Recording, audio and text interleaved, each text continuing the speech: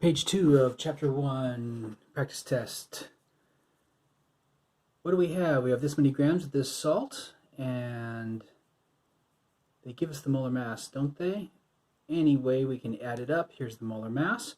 So we have this many grams, and that's the molar mass. So it's off by 2 decimals, so we have 0.01 moles, don't we? We have 1/10 as many grams as 1 mole would have. What's the molarity of that, though? It's in 100 milliliters, which is 0.1 liters, and this comes up a lot for the mental math on these things, so get this one dialed in. If you divide by a smaller number, the answer gets bigger. If you divide by 0.1, you are multiplying by 10, so this answer gets multiplied by 10, and the molarity here is 0.1. In step 2, they take 5 milliliters of it, and they add in 5 milliliters of water. Well, the fast way would be to say, well, if you double the volume and you keep the same moles of solute, then the molarity has to go to half. To be really formal, you could do this, or you could just say it's half. Step 3 is not a dilution. Read it closely. It doesn't matter. It's immaterial. There's your answer.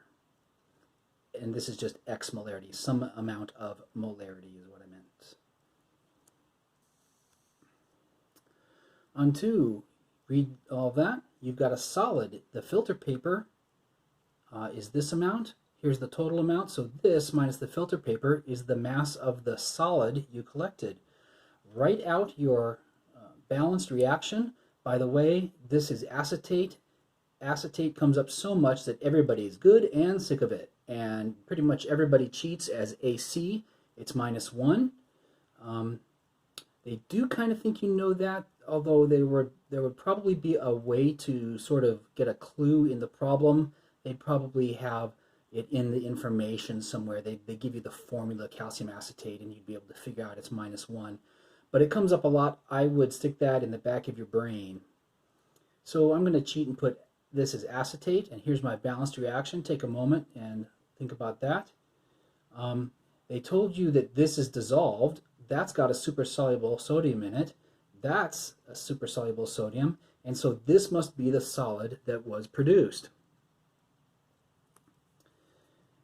How much is that? Well, you've got 1 gram of it, and the molar mass is 100.1, which you could add up. So you've got 1/100th, don't you? 1/100th of a mole. We're being given information about this. We're being asked for the original mass of that.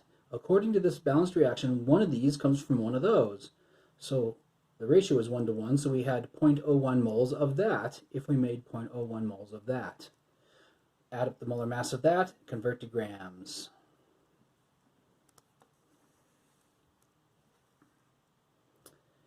In this case, they gave you the balanced reaction, and you used a titration, which means that the moles of one counteracted the moles of the other.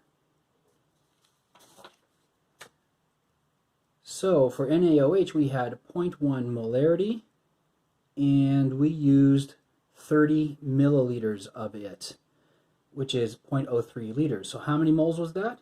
This cancels out the liters hidden inside here, and this is the moles of NaOH. How much of this did we use? What was the original concentration? We need moles and liters, right? What was the moles? It's 1/3 whatever you just said for that. It's 1/3 whatever you just said for the sodium hydroxide. So this was the moles used here. And it was in now 0.2 liters because you added 1